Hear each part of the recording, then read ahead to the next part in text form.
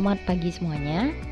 Pada hari ini kita akan mempelajari tentang kaidah bahasa dan struktur teks cerita sejarah, yang mana materinya sudah Ibu sampaikan pada minggu lalu, dan pada pertemuan hari ini Ibu akan menjelaskan lebih rinci terkait materi-materi yang Ibu rasa perlu Ibu jelaskan.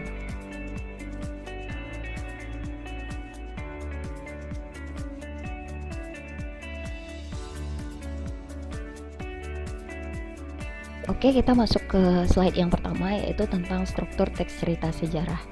Nah, perlu diketahui bahwa sebenarnya karena cerita sejarah ini sama saja dengan cerita-cerita lainnya, yaitu prosa, maka sebenarnya penamaan setiap struktur pada teks cerita sejarah itu hampir sama dengan prosa lainnya, yaitu cerpen atau novel.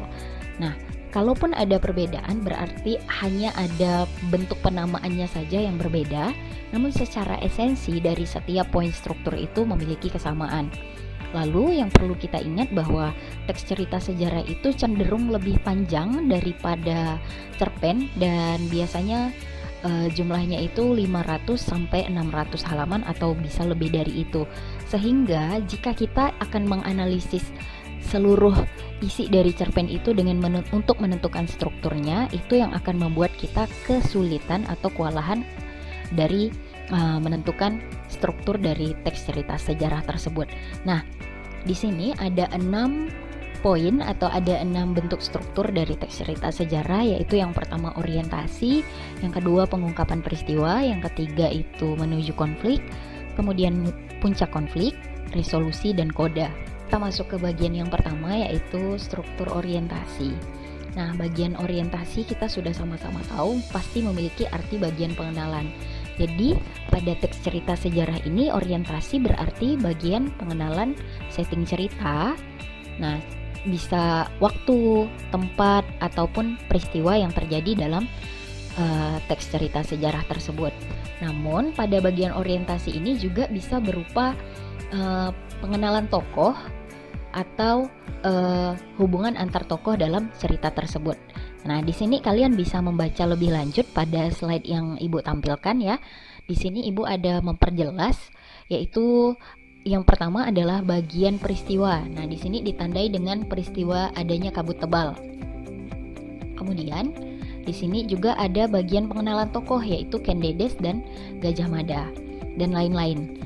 Oke, di sini kita masuk ke bagian pengungkapan peristiwa.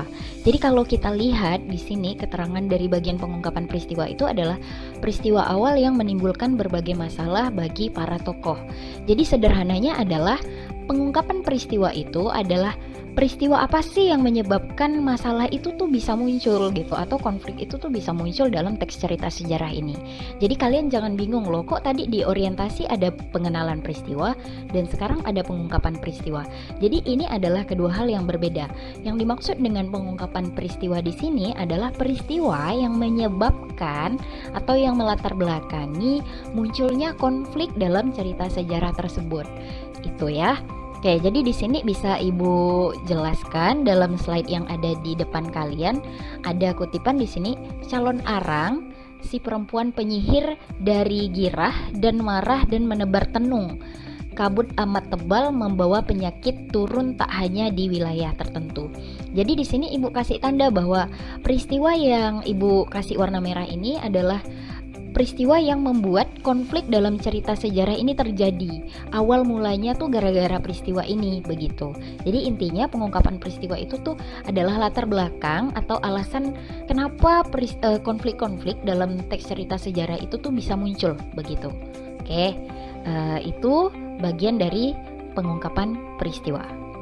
Nah, kita masuk ke bagian berikutnya, yaitu bagian menuju konflik atau bagian konflik.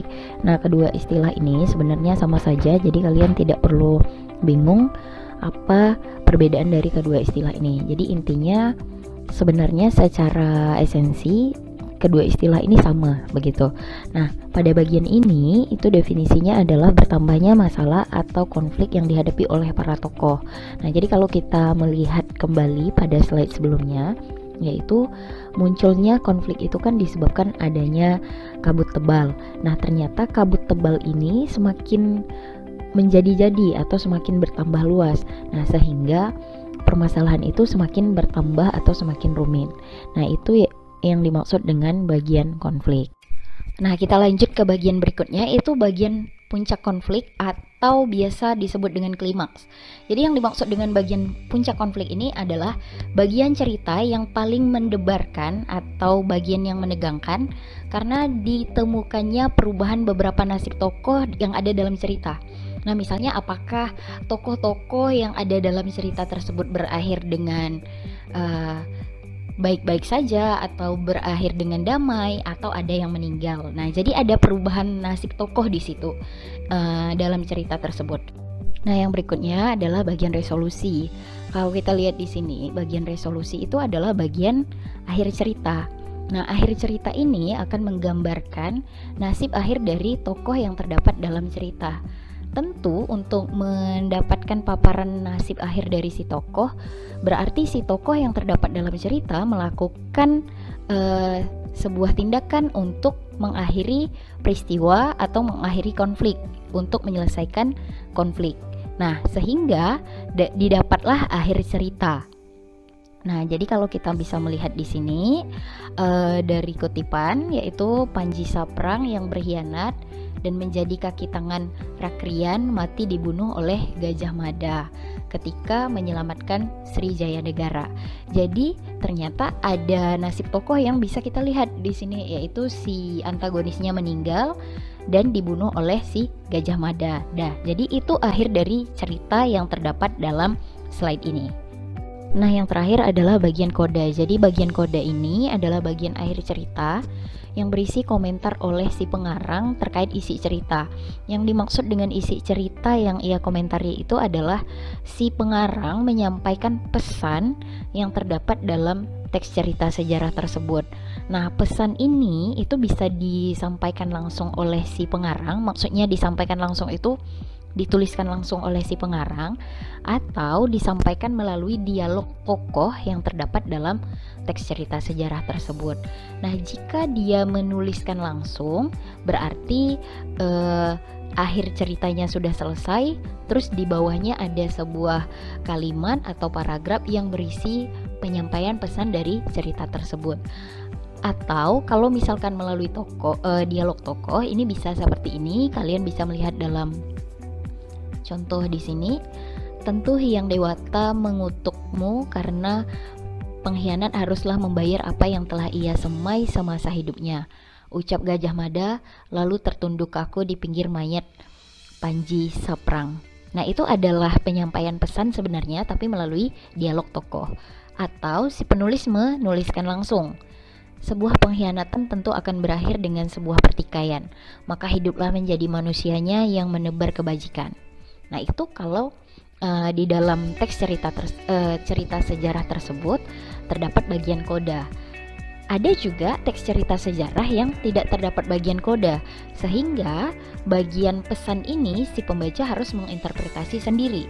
Berarti bagian pesannya tidak dituliskan atau tidak disampaikan secara tersurat, seperti itu.